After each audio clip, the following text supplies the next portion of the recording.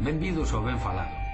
Se vostede vai a un hospital e oi a tres persoas distintas queixarse de que lle doen os cadrís, e a outra que lle doen os cadriles, e a outra que lle doen os cadrises, vostede pode saber de que parte de Galicia son cada unha das tres, pero ten que estar atenta a nosa explicación que imos dar agora.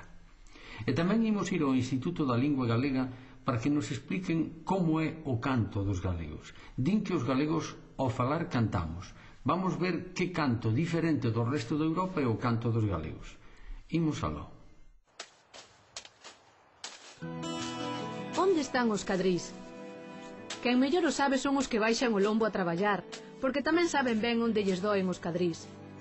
En realidade temos dous, un cadril, dous cadrís. Hai quen di cadriles ou incluso cadrises, pero a forma máis tradicional e máis estendida foi e segue sendo cadrís.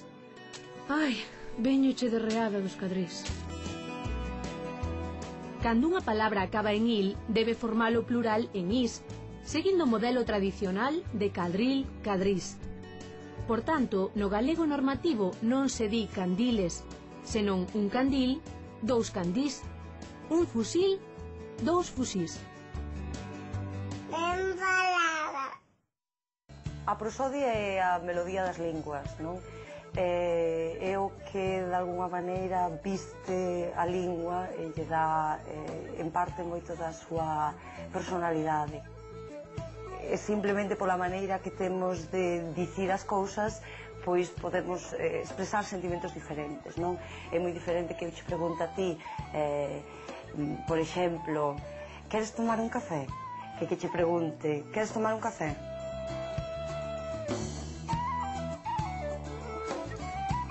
Ben, o AMPER é un proxecto europeo que o que pretende facer é un atlas onde poidamos precisamente consultar e onde poidamos oír todas esas melodías de todas as variedades das linguas románicas. E vas poder coller unha frase como, por exemplo, o ferrolán falaba co capitán.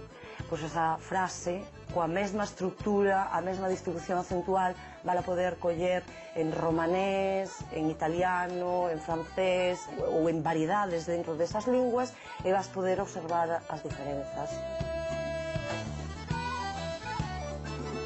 E claro, neste proxecto hai un traballo de campo moi importante, non? Primeiro, hai que seleccionar os puntos onde queres ir gravar, onde sabemos que podemos atopar entoacións que son características e que son diferentes do común.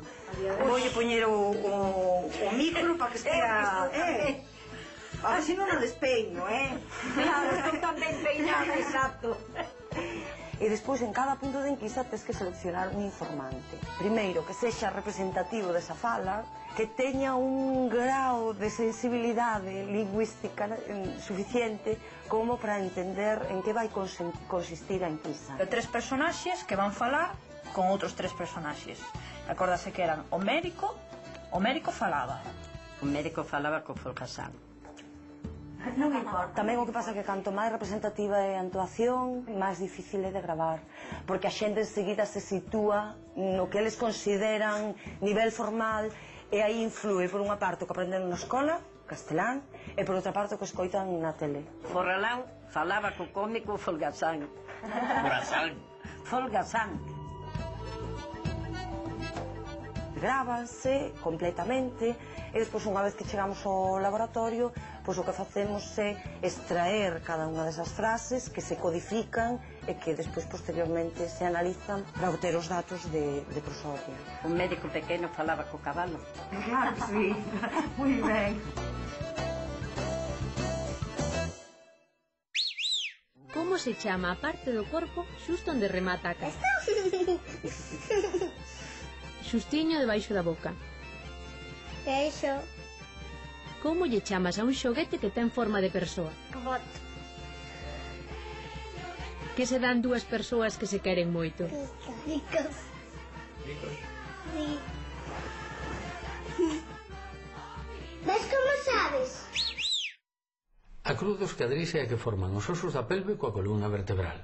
E as dores dos cadrís, moi propias dos que xa temos os nosos xaneiros, son as que designan as derivadas de sobreesforzo muscular, da retura dun oso ou algo así. Todo iso afunde os cadrís e por iso se di estou derreado dos cadrís ou varado dos cadrís. Pola contra, ter o cadril alto significa ser un folgazán.